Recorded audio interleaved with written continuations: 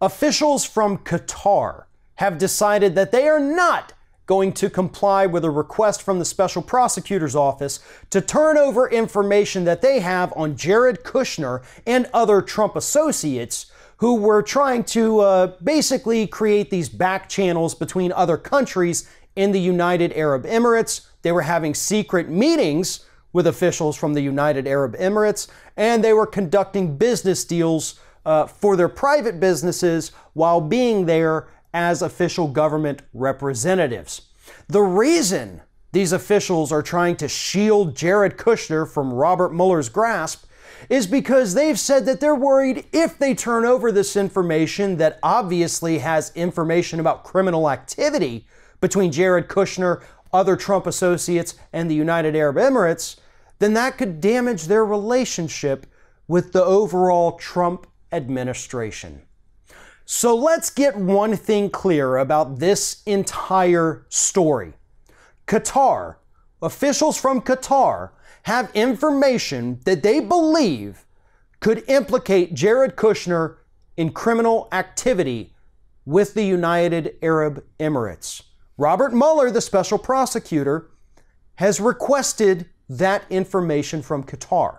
Qatar won't hand it over because they know how bad it is for Jared Kushner, because then that's going to affect their relationship with the President of the United States. That's a plausible defense, I guess, for those officials from Qatar. You don't want to make waves. You don't want to interfere with another country's, investigations. But it's also one that I don't completely buy. Here's a couple other possibilities of why Qatar refuses to hand over this particular information. First and foremost, they could be lying. They may not have any information whatsoever.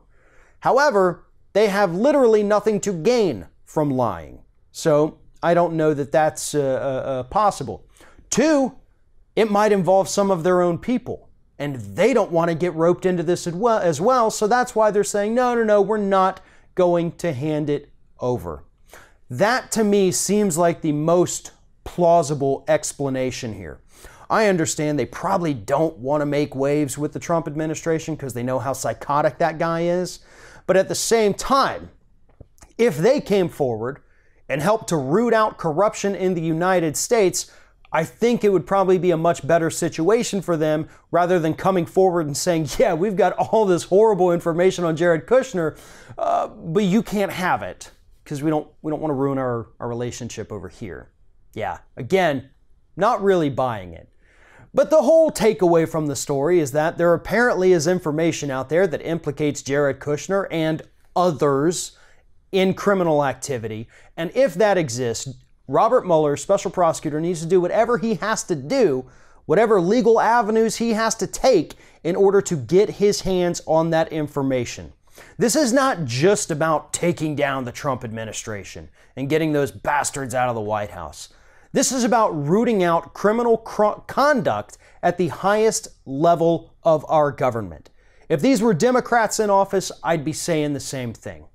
We need to know who is breaking the law, who is violating ethics rules, and who is abusing the power of their office.